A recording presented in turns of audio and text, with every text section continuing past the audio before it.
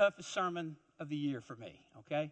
So these are always complicated because there's such a big pushback on this sermon, okay? And this isn't the first time I've talked about this. We do this consistently.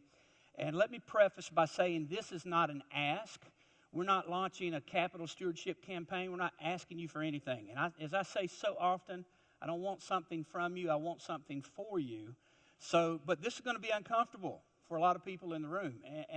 And at one point in my life, it was an uncomfortable sermon for me. It's uncomfortable for me to still preach this sermon, but Jesus talks so much about it that there's no way we cannot talk about it. It always bothers me when people get up and walk out. That happens every single Sunday at Cross Point Church. Did you know that? Every Sunday, because people are stupid. They're rude, and they don't care. So I've kind of gotten used to it, but it still bothers you a little bit because it's like, if you don't say what I want you to say, I'm not going to stay and listen to it. And the world doesn't grow that way, and you certainly don't grow spiritually that way either. So it's going to be a tough sermon today, but I hope that you will have an open mind, and I'm going to share some things with you that you've never heard before, okay? So I want you to have an open mind and lean in, and let's see where the Lord will take us. And let me go back. Let me just start fresh. It's great to see you today. Now that I've set you up for the absolute worst, anything better than that's just a good thing, so we'll see. If you haven't been here for this series, let me catch you up real quick. And here's what we mean when we talk about margin. The title of this series is No Margin, No Life, but we've defined margin for the sake of this series as being the space or the distance between our current pace and our limits in any area of life. And we've been saying all along the way that life is better with margin, right? Now, you can junk up your car, your closets, your garage, and have absolutely no room to walk around in there. That's okay if that's the way you like to live. That's fine. Nobody can fault you for it. But God doesn't want you to junk up your life that way. He wants you to have margin. He wants you to have room to breathe and breathing room. He wants you to experience life without living on the edge, as we've talked about each week. And if you have no margin on your calendar or in your finances, you always pay the price in your relationships, and that's a problem.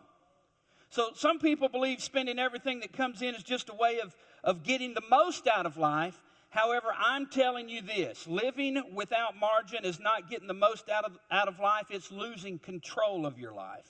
You lose control. So look, before I dive into this last sermon of this series, let me say this again. I don't want anything from you. I want something for you. This is not an ask. We're not asking. We've already given you an opportunity to give today. So relax and just soak it all in.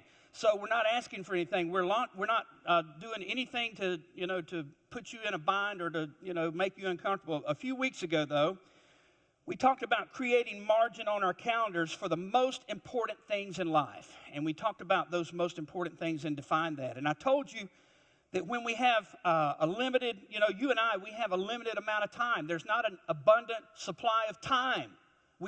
Our days are numbered. You know that, right? We all have a limited amount of time in this life, and we're all on the clock, and time keeps on slipping into the future. Anyway, people just don't get me, I guess.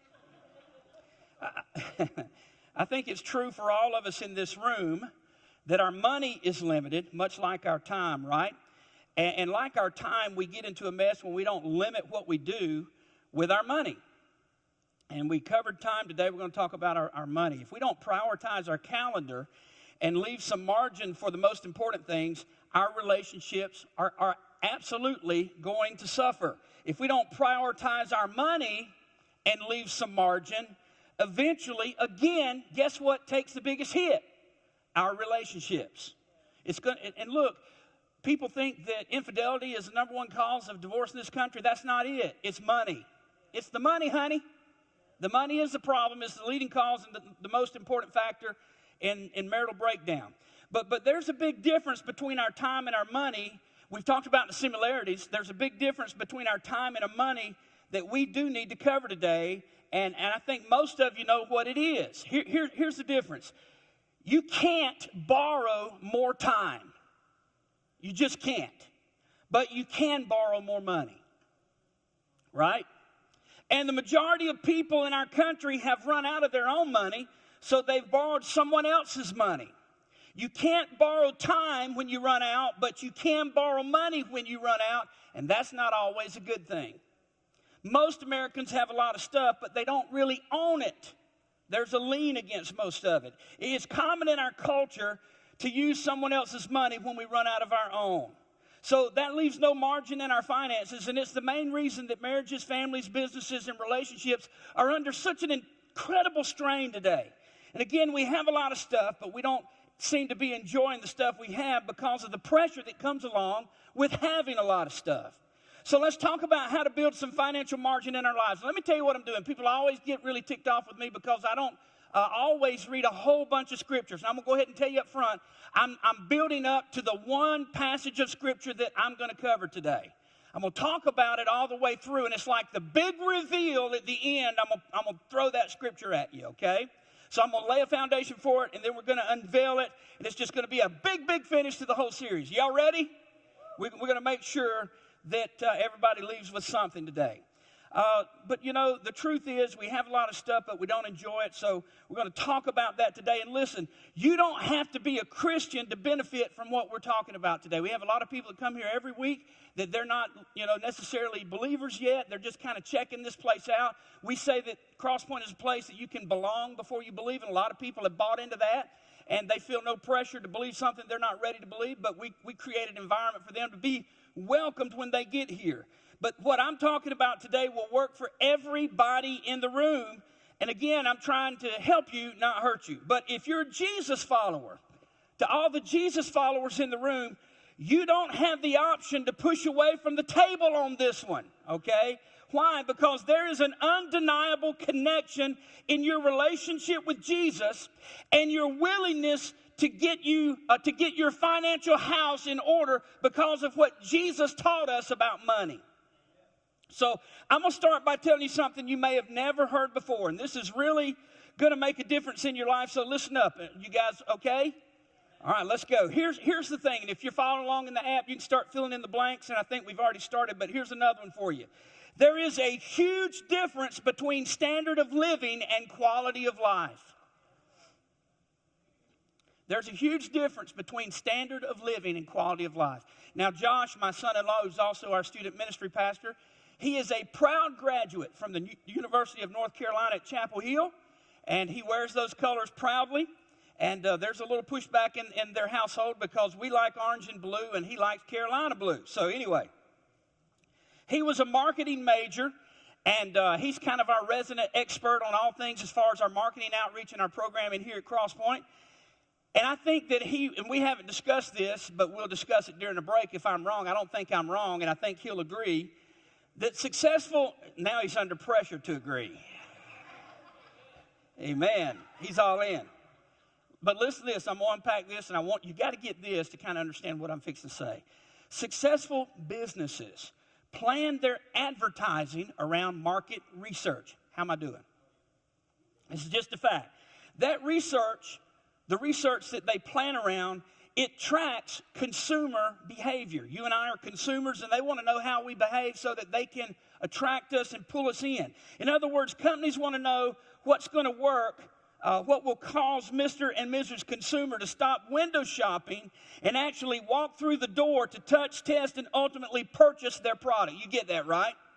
So a long time ago, market research analysts figured out, and I had to read a lot. I Googled a lot of this stuff, so I'm not this smart, okay? I just had to do a lot of homework to get this sermon ready. But they figured out that if they're going to be successful at pulling us in and getting us to purchase, they have to convince us the only way to raise our standard of living is for us to drive a better car, wear nicer clothes, vacation at more high-end locations, eat out at better restaurants, and on it goes. They have to convince us that we want better. Simply stated, their goal is to convince us, consumers, by raising our standard of living, we will automatically experience a better quality of life. But ladies and gentlemen, that is a lie. It's an absolute lie.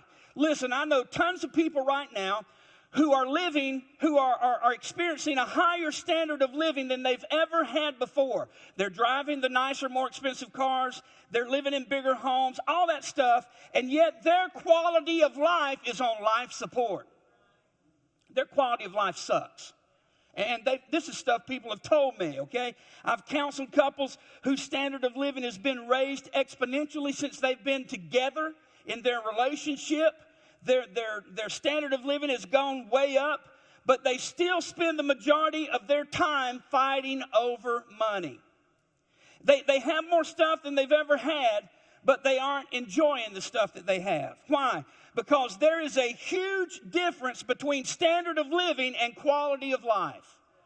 You can raise your standard of living with debt, but you raise your quality of life with discipline. Oh, tough sermon, tough crowd. Here we go. Our problem is we're more familiar with debt than what we are with discipline in our culture today. And some of you are sitting there going, what the heck? I don't come to church to hear somebody talk to me about how to handle money. Then you need to read your Bible. Because the Bible covers this. There's a whole lot in the Scripture, and we're going to get there. But here's the thing, and I'll say it again. Our problem is we're more familiar with debt in our culture than we are with discipline. Our time is limited, so we have to limit what we do with our time.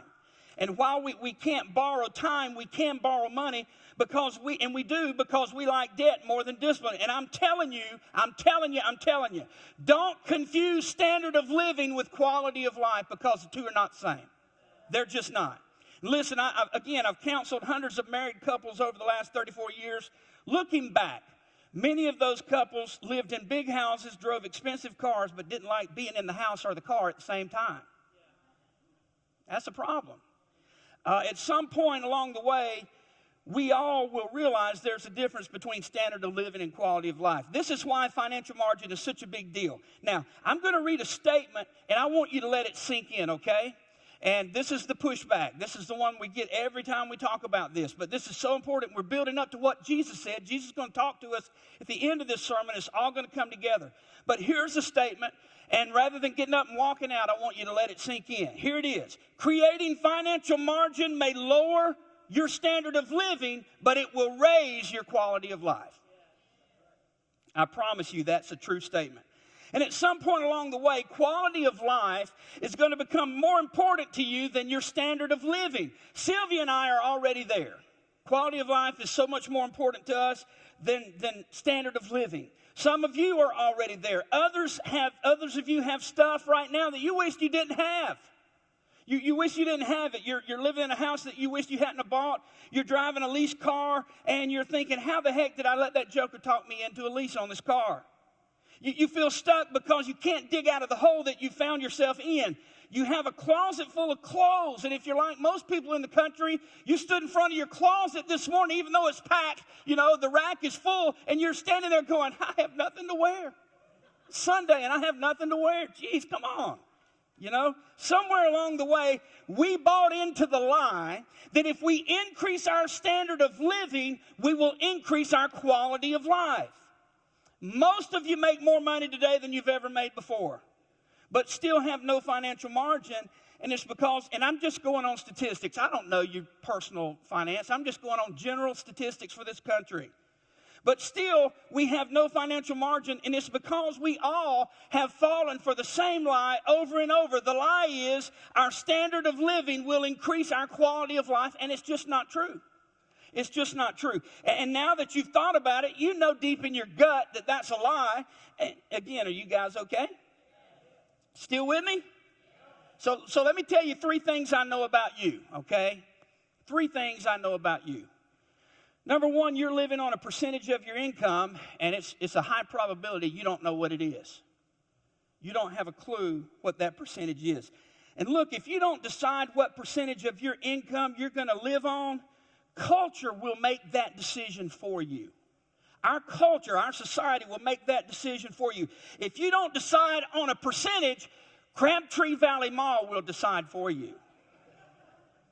Crossroads Ford will decide for you. Crossroads Ford.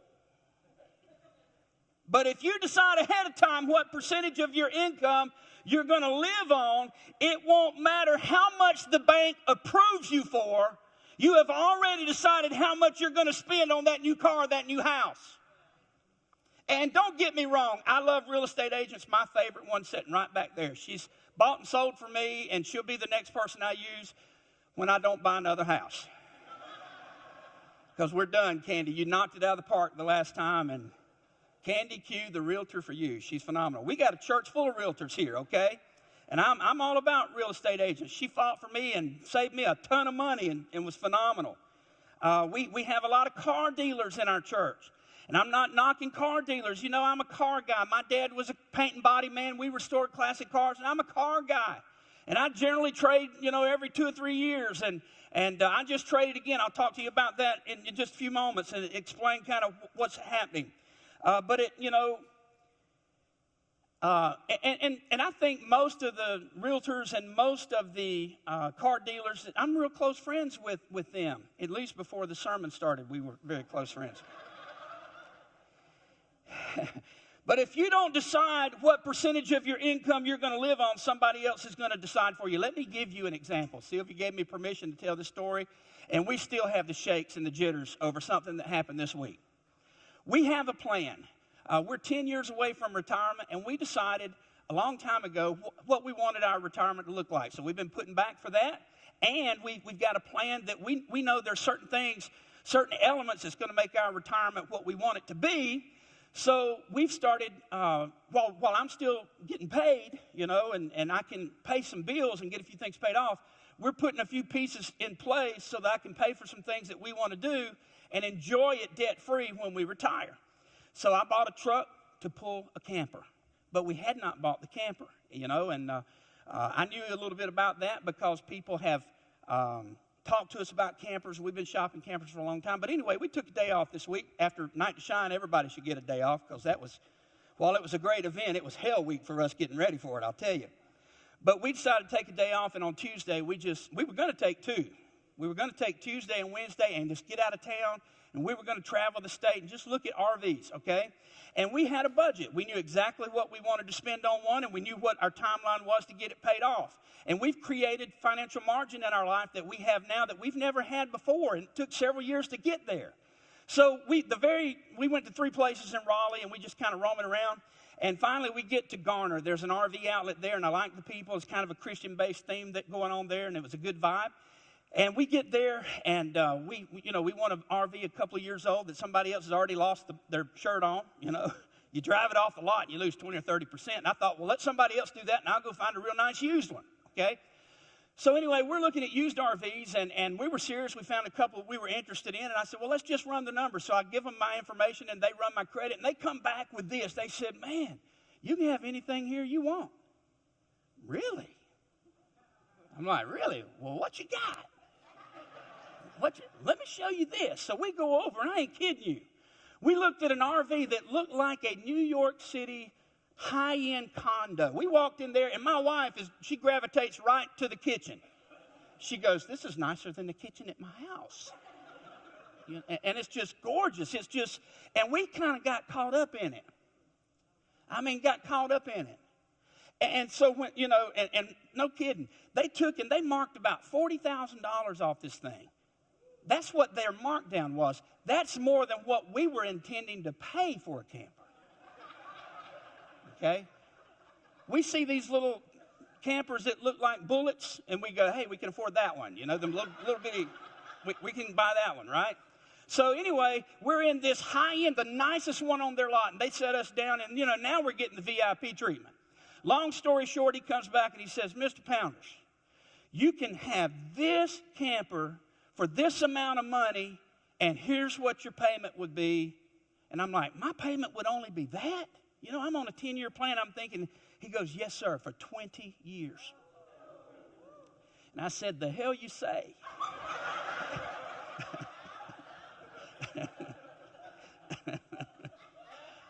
This is why people walk out on me. You know that, right? So I guess I deserve it. Religious folks hate me here. I'm just telling you.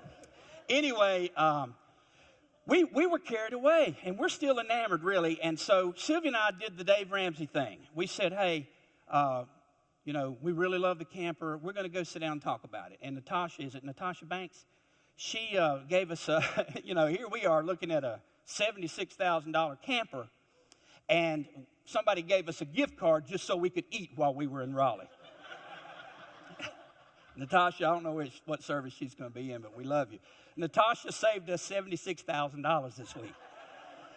Anyway, we go sit down at Cheesecake Factory, and I could see Sylvia's face was flushed. You get away from that pressure and all that stuff, So we've ordered, and we're sitting there looking at each other, and we're not talking. And I looked at her, I said, this is not our plan. She goes, oh, thank you, God, thank you, God. She said, no kidding, she looked at me and she said, baby, we got to get out of here. We got to get out of here. We didn't even go back and buy the cheap one. We didn't even take our 2 days off. We got in our car and we got our butts back to the house. All because Natasha gave us a gift card to the Cheesecake Factory. Look, they were going to decide what my margin in life financially was. They were going to decide that for me. Instead of me sticking with my decision, they were about to decide for me. If you don't decide what percentage of your income you're going to live on, somebody else is going to do it for you. Listen, everybody in this room lives on a percentage of your income, and most of you didn't choose what the percentage was going to be. Our culture did that for you. Number two, and I got to preach fast because I took too long on that story. I got to do a little bit better in the next service. But if you had a little bit more, I know this about everybody in the room, you're thinking, if I had a little bit more, my life would be a lot better. Listen, we've all thought this before, and do you want to know why? It's because we never chose the percentage of our income that we're going to live on. We've allowed our standard of living to impact our quality of life in the worst possible way. Number three, you felt the same way. I know this about you. You felt the same way when you had a lot less money. Let me explain that. If somebody 10 years ago had told you that you'd be making as much money as you're making right now, but you'd still be living under intense financial pressure, you would have laughed in their face. Yet here we are in 2020, and you're like, if I could get a little bit better paying job, things would be so much better. People who constantly say this stuff have no financial margin in their lives. They constantly trade standard of living for quality of life, thinking the two are the same and they're not the same. And you got to get that if you don't get anything else today. And again, you don't have to be a Christian to benefit from this lesson today, but if you're a Jesus follower, this is huge, people. This is huge because you can't follow the teachings of Jesus and get this wrong. Let me say it another way. If you follow the teachings of Jesus, you're going to get this right. Amen. And we'll nail it down when we get to the end. Here's what I know about you. It doesn't matter if you're red, yellow, black, or white. You want financial margin in your life. Christian, pagan, Muslim, Jewish, Catholic, Protestant, Baptist, Pentecostal, don't believe it all, don't know what you believe. You would love to have financial margin in your life. Why is that? Because your relationships will be better. You'll sleep better. You'll drive slower.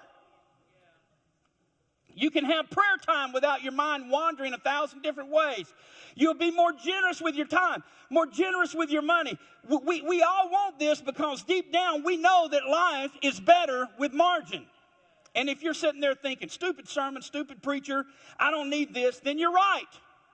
There's no sermon nor preacher that can fix what is wrong with you. You need Jesus big time because everybody who has a pulse and a little bit of common sense wants some breathing room in their finances.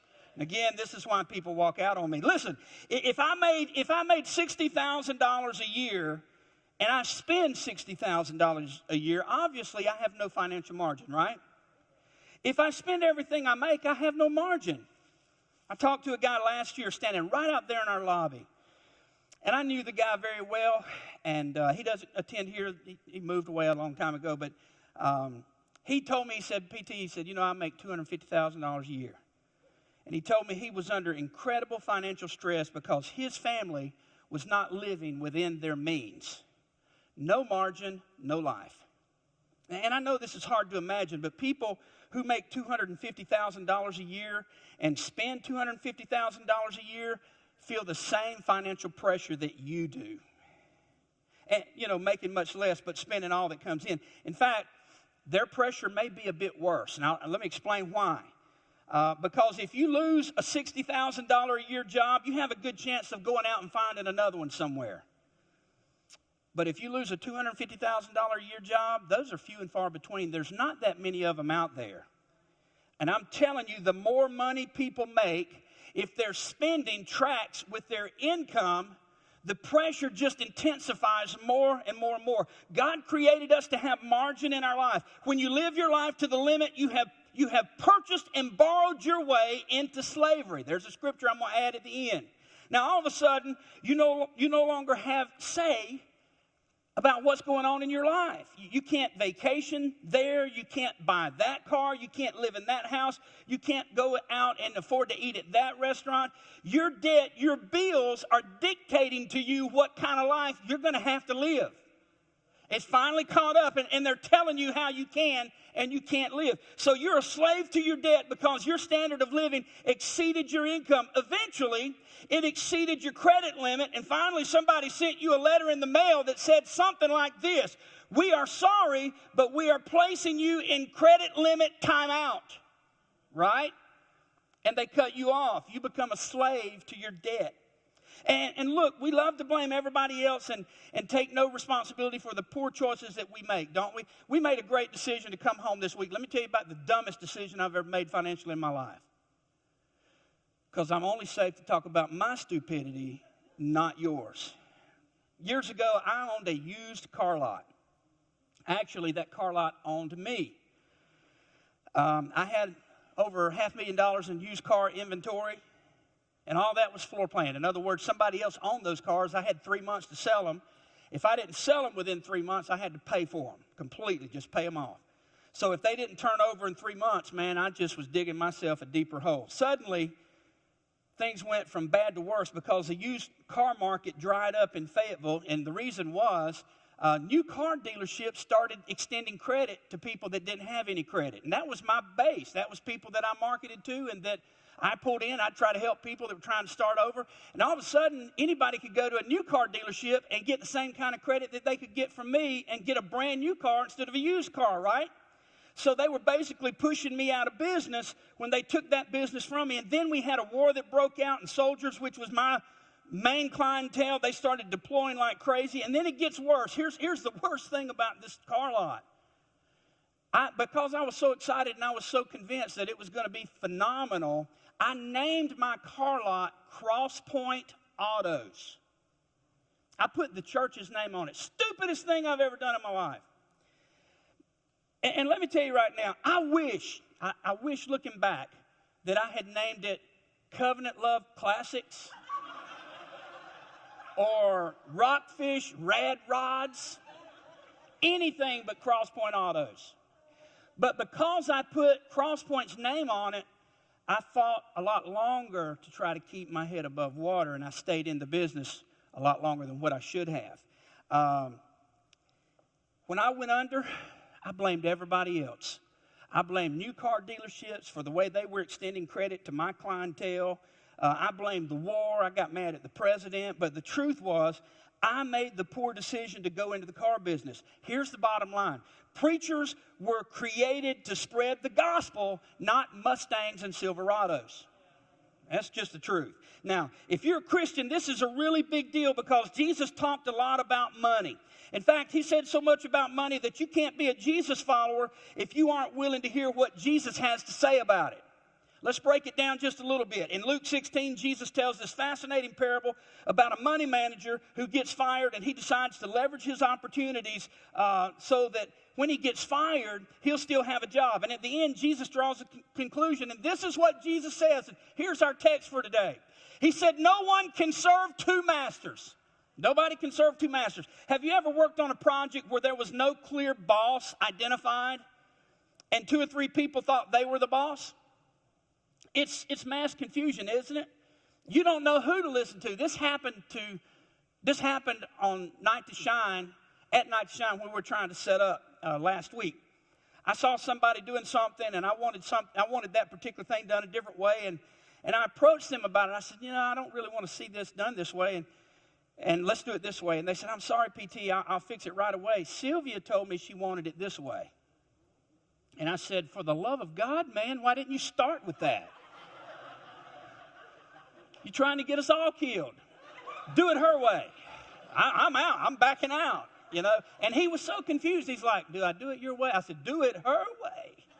I'm just trying to keep the peace. Jesus said, I know what that's like. But nobody can really serve two masters. No one can serve two masters. Either you will hate the one and love the other, or you will be devoted to the one and despise the other. Jesus says if you're ever in a situation where you've got two different people telling you what to do, then you'll be inclined to lean toward one and push away from the other. You've got to go one way or the other. You understand that, right? So everybody's listening to Jesus teach this because it was so fascinating. And then he makes this relevant 2,000-year-old comment. He said, you cannot serve both God and money. Wait a minute. Didn't he mean you can't serve both God and the devil at the same time? Nope. He clearly said you can't serve both God and money at the same time. Jesus was saying, don't be so surprised because this is going to happen a lot. In fact, it's going to be very common, Jesus says, for you to find yourself in a situation where you feel torn between your devotion to God and your devotion to your stuff. There's going to be this pull. Now, if you're a Jesus follower, again, this is huge. If money is your master because you've traded, borrowed, or spent your way into slavery, and you sort of catch yourself thinking, look, I know Jesus said that. I know he talked a lot about that, but I can't do that right now. Visa won't let me.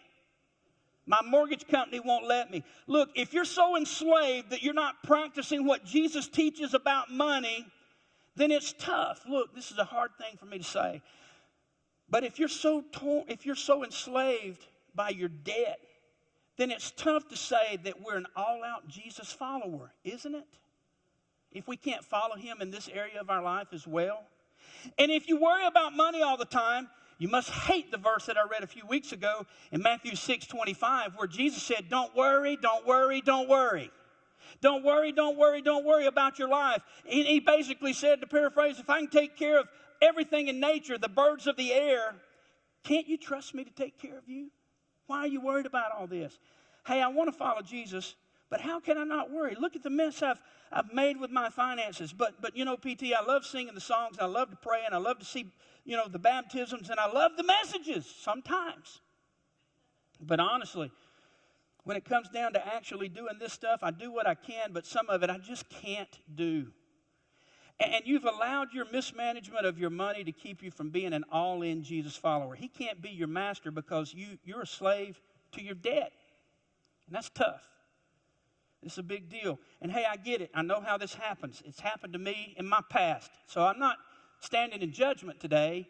I'm fixing to offer you some steps to get out of the mess that you're in. Because what is a sermon like this if there's no application to help you, right? So I know how this happens. I see it all the time. The first thing to go in our lives when we lose our financial margin is the teaching of Jesus about money. We put that on the shelf. So let's fix that. Let's create some margin today. Let this be motivation for you. That way, is most people off tomorrow? No? Somebody told me this was a 3-day weekend. 4-day weekend. 4-day weekend. Let me tell you why you need some margin in your life. If you can get some financial margin, then the next 4-day weekend, instead of having to come listen to a sermon like this, you can go to the beach. You can afford to, get you a hotel over there and have a good time. Nobody ever gets my jokes. Anyway, if you're a Jesus follower, this is a spiritual issue. You've got to create financial margin because it's in the margin that you find peace in this life. Who is going to be your master? You cannot serve God and money. You're going to lean toward one and push away from the other. And guess what? Even most Christians will push away from the wrong one. They will push away from the teachings of Christ on this when they get in life with no margin. Listen, I don't want your life to be controlled by standard of living. I want you to be driven by quality of life, because with quality of life, you'll have better relationships instead of stress and worry always being a factor. So let me give you a quick application, and I've got a little time to get this in. This is going to work even if you're not a Christian. But if you are a Christian, you've got to do something about this, because Jesus died to be the Lord of your life, and you sing about it every week. And you can't be an all-in Jesus follower if you're a slave in a financial mess. So let me give you some simple steps to help you break out of financial prison, and they are simple, and you're going to go, I already know that. Well, then let's do it. The first one, just write this in your apps on the notes. Number one is decide. Decide. You've got to make a decision, and it's got to be the right one. It's like working out, okay? There are many levels of working out. I'm at the very bottom level right now, okay? But I started back in mid-November just because I didn't want to wait till January the 1st. I didn't want it to be a New Year's resolution. I figured I always break those. I'm going to start, and I started back in November, and I'm working out and trying to trim up a little bit and been hanging in there with it. But, you know, there are many levels of working out. Beginners can start slow and work through the pain until they get up to speed. So people that know they need to work out but don't, it's not because working out is hard and they don't know how. It's not because working out is difficult. It's because working out requires discipline, and most people don't have it. Most people don't have that. Nobody ever says, well, the reason I don't work out is because I don't know how. Most of us know how to do a sit-up or a push-up or how to curl, some weight. So it's not that they don't know how, it's that they don't have discipline. It requires that. Listen, you write this down. Debt may allow you to have a higher standard of living, but discipline is how you have a better quality of life. So you need to decide, I'm not going to live this way anymore. One way or another, I'm going to create some financial margin in my life. Number two, set a goal for how much margin you actually want. You decide. Don't let somebody else decide that for you. You need to decide what percentage of your income you want to live on. Just pick a number. If it's going to be 5%, 10, 20, whatever it is, what would you like for it to be? You need to decide. Don't let the car dealership make that decision. Don't let Crabtree Valley Mall make that decision for you. Number three, spy on your money for 2 months. I've told you this before, but you got to be a knowing where your money is a-going. Right? For 2 months, you need to log every single penny you spend as a couple, as an individual. You need to write it down. Get you an app or something and write down every penny that you spend. If you don't know where it's going, you don't know how to fix this problem, and you'll never know how to fix it. Now, Sylvia and I, this is brand new to her. We didn't talk about this part.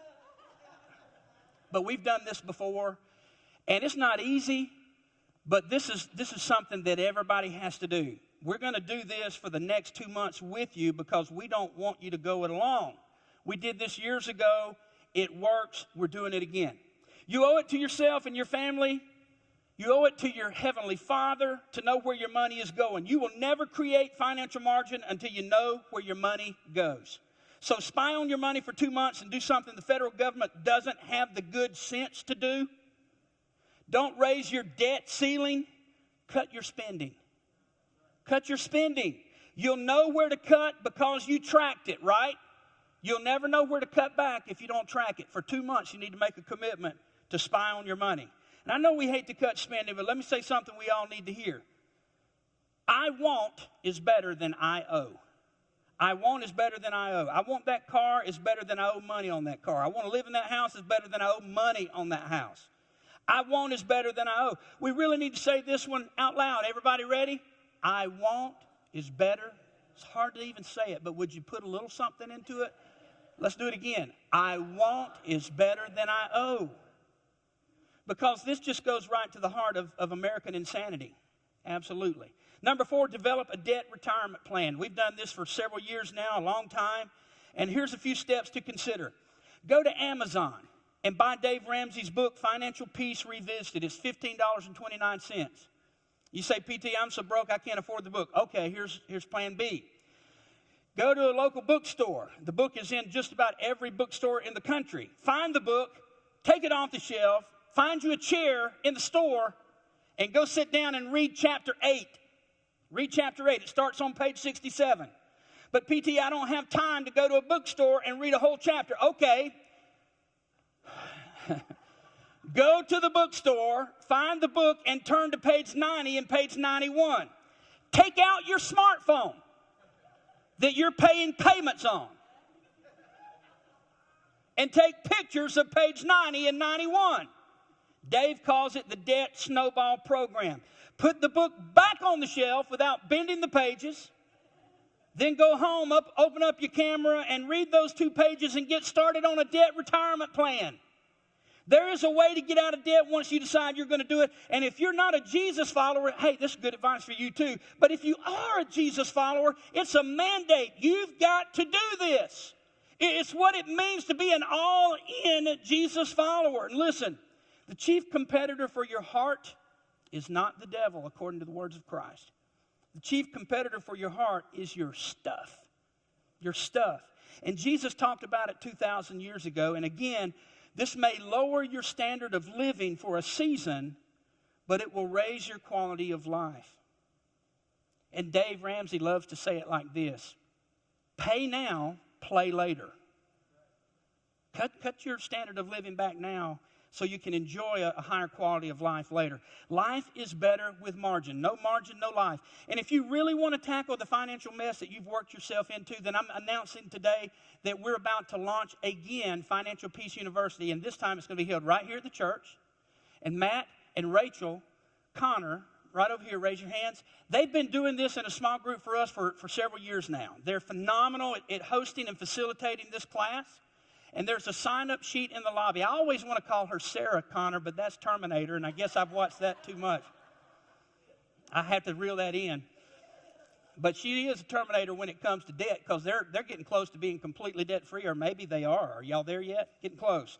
And there's nobody in our system more qualified than this couple to facilitate this class. And Dave is going to teach it, and they're going to engage you at a deeper level after the teaching and help you work out a plan to get it done.